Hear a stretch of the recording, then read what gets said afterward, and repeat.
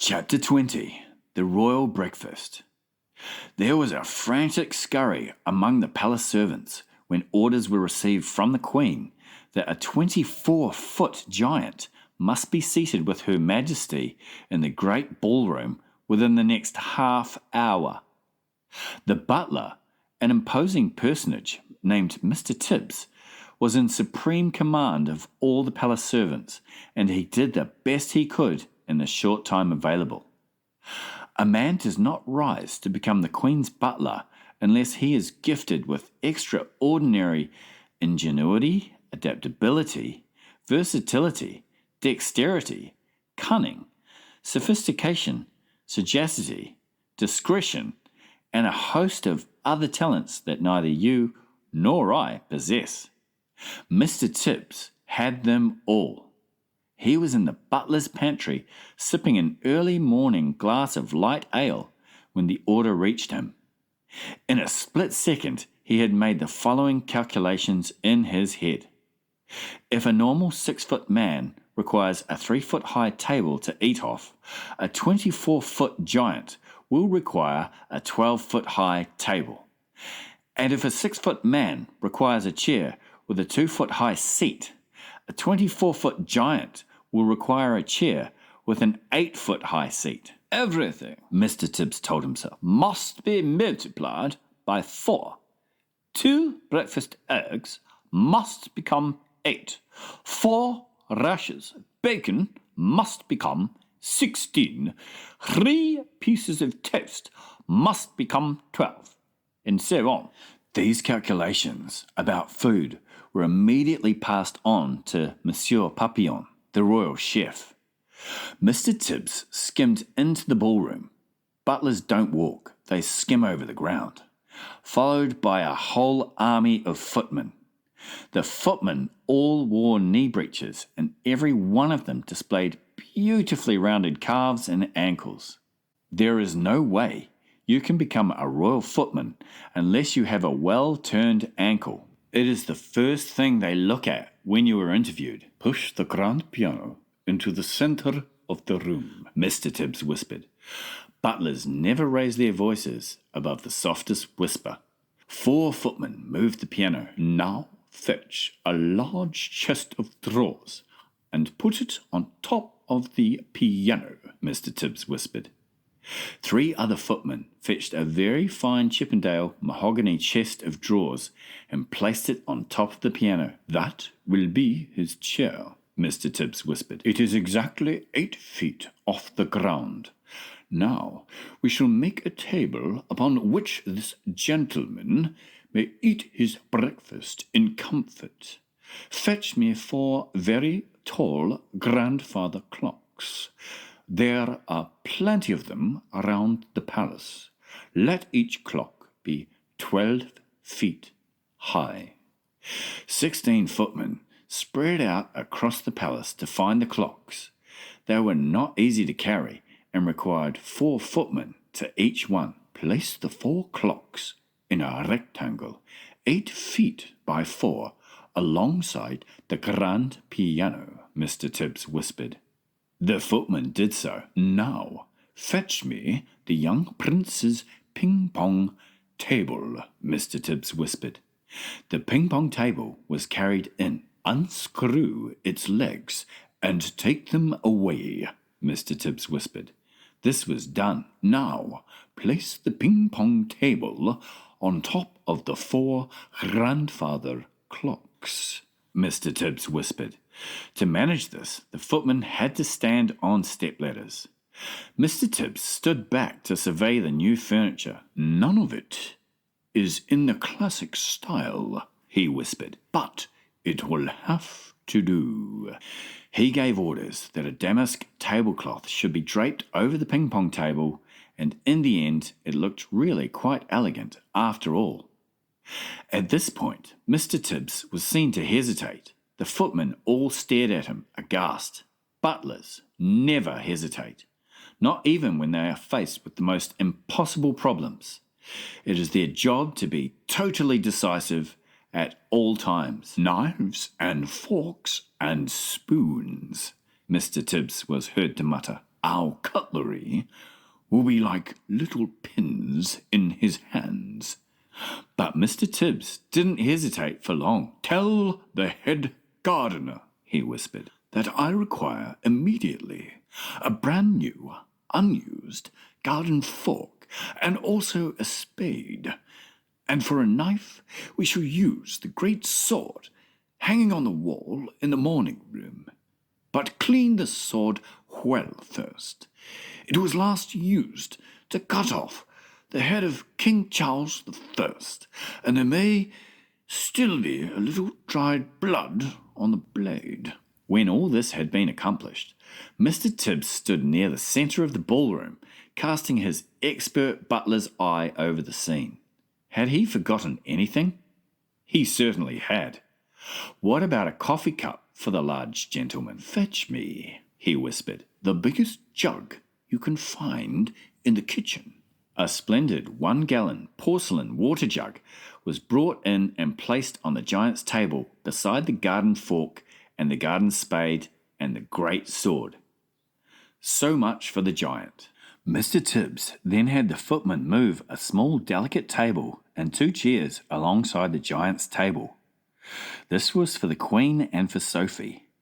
The fact that the giant's table and chair towered far above the smaller table simply could not be helped. All these arrangements were only just completed when the Queen, now fully dressed in a trim skirt and cashmere cardigan, entered the ballroom holding Sophie by the hand.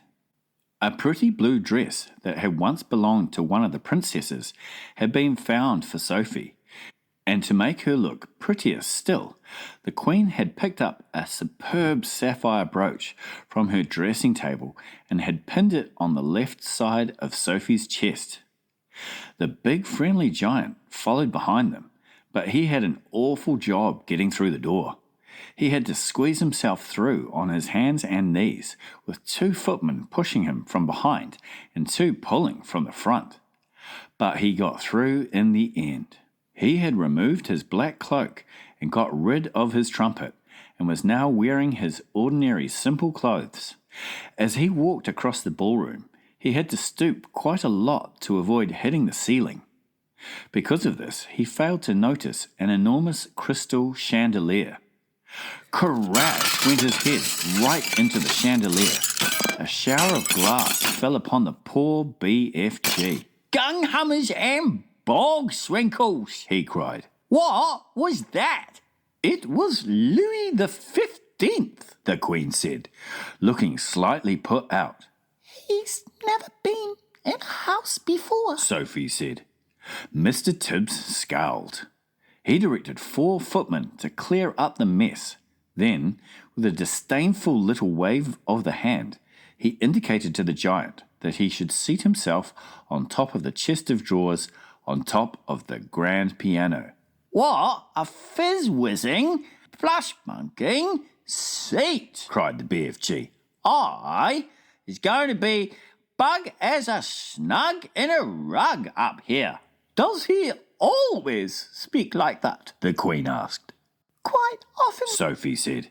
He gets tangled up with his words. The BFG sat down on the chest of drawers, piano, and gazed in wonder around the great ballroom. By gumdrops, he cried. What a spliffling whoopsie room we is in. It is so gigantuous, I is needing bicirculars and telescopes to see what is going on at the other end. Footmen arrived carrying silver trays with fried eggs, bacon, sausages, and fried potatoes. At this point, Mr. Tibbs suddenly realized that in order to serve the BFG at his 12-foot-high grandfather clock table, he would have to climb to the top of one of the tall stepladders. What's more, he must do it balancing a huge warm plate on the palm of one hand and holding a gigantic silver coffee pot in the other. A normal man would have flinched at the thought of it, but good butlers never flinch. Up he went, up and up and up, while the Queen and Sophie watched him with great interest. It is possible They were both secretly hoping he would lose his balance and go crashing to the floor. But good butlers never crash.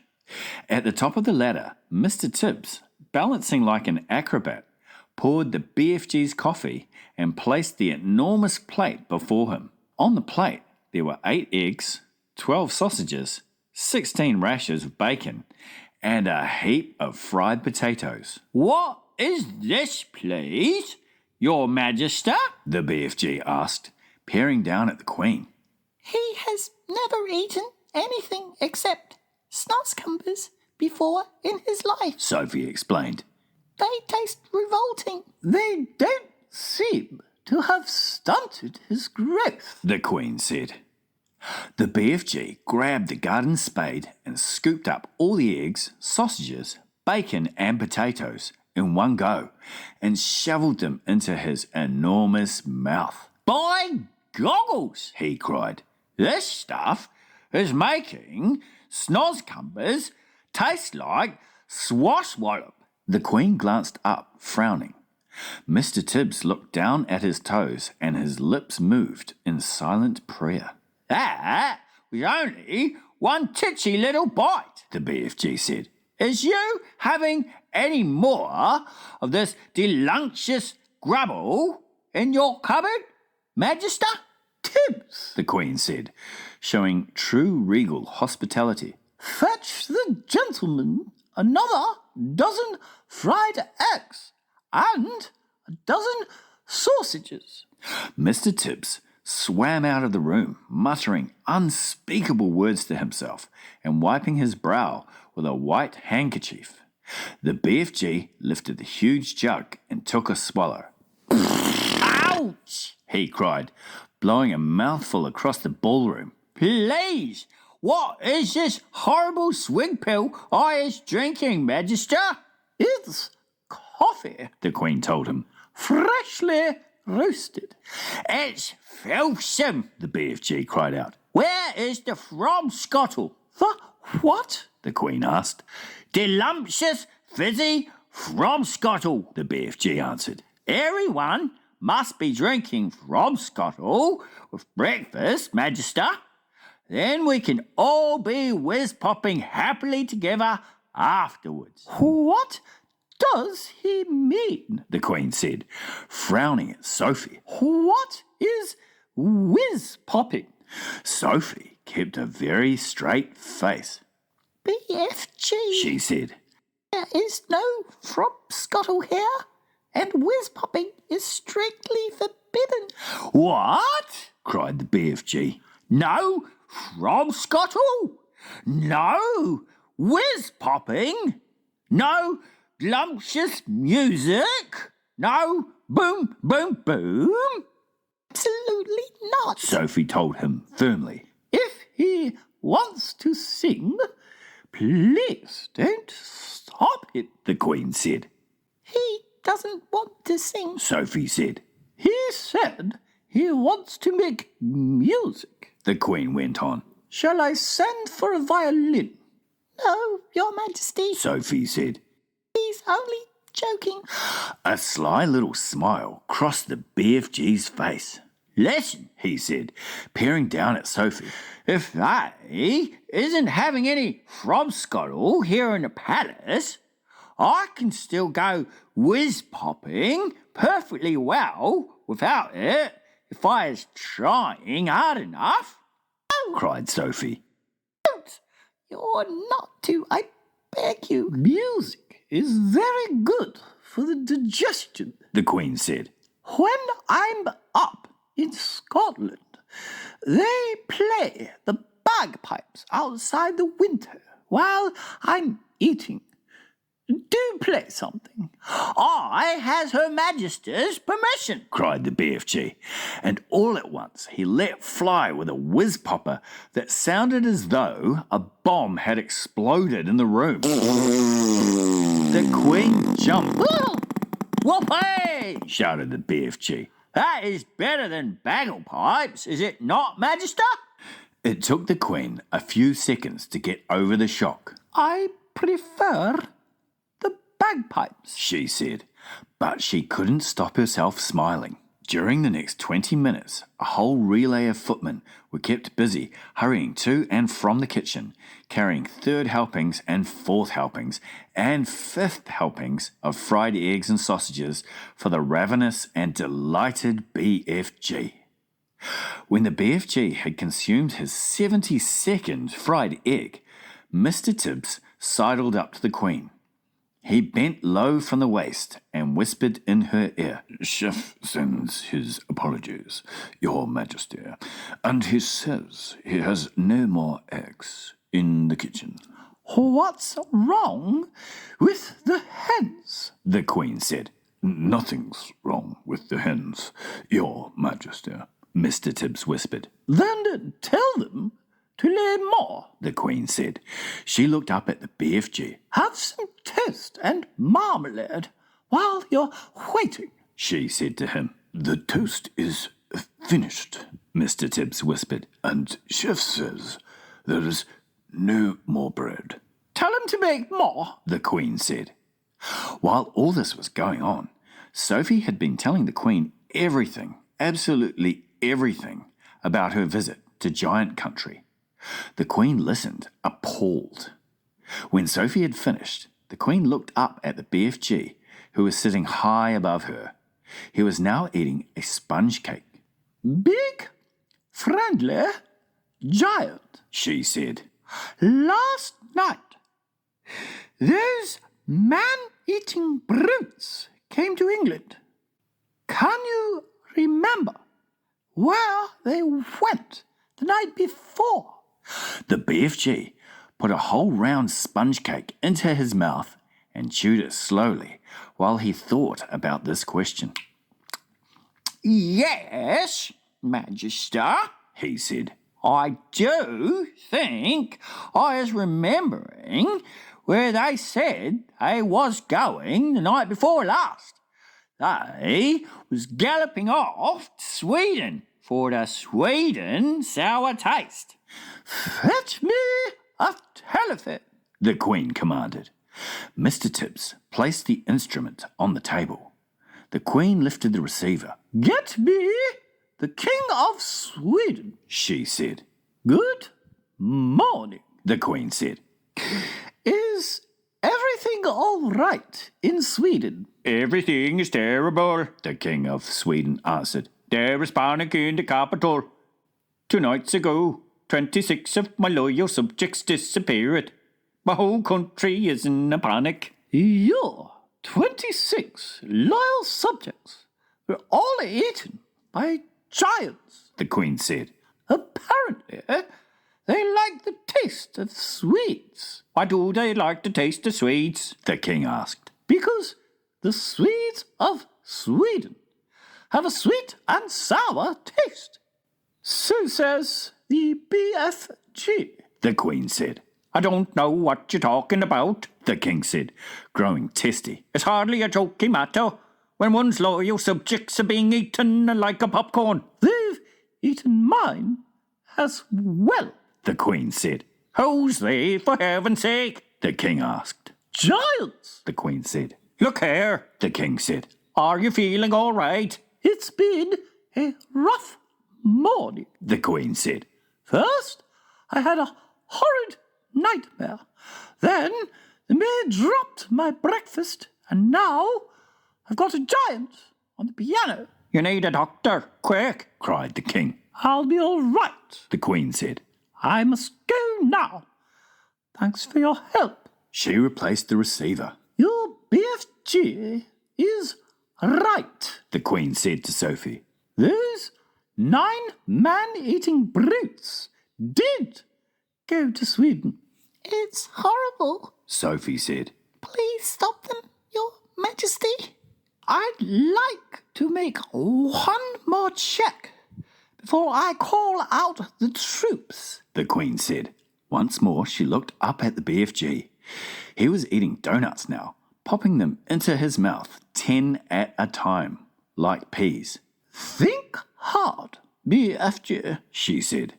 "Where did those horrid giants say they were galloping off to 3 nights ago?" The BFG thought long and hard. Ho ho! He cried at last. Yes, I is remembering. Where? Asked the Queen. One was off to Baghdad, The BFG said. as they is galloping past my cave. Flesh Lump Eater is waving his arms and shouting at me. I is off to Baghdad, and I is going to Baghdad, and Mum and every one of their 10 children as well. Once more, the Queen lifted the receiver. Get me the Lord Mayor of Baghdad, She said. If they don't have a Lord Mayor, get me the next best thing.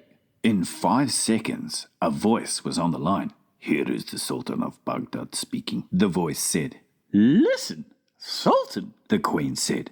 did anything unpleasant happen in your city 3 nights ago? Every night, unpleasant things are happening in Baghdad, the Sultan said. We are chopping off people's heads like you are chopping parsley. I've never chopped parsley in my life. The Queen said. I want to know if anyone has disappeared recently in Baghdad. Only my uncle, Caliph Harun al-Rashid, the Sultan said. He disappeared from his bed 3 nights ago, together with his wife and 10 children. There you is! Cried the BFG, whose wonderful ears enabled him to hear what the Sultan was saying to the Queen on the telephone. Flesh Lump Eater did that one. He went off to Baghdad and Mum and all the little kiddos. The Queen replaced the receiver. That proves it. She said, looking up at the BFG. Your story is apparently quite true.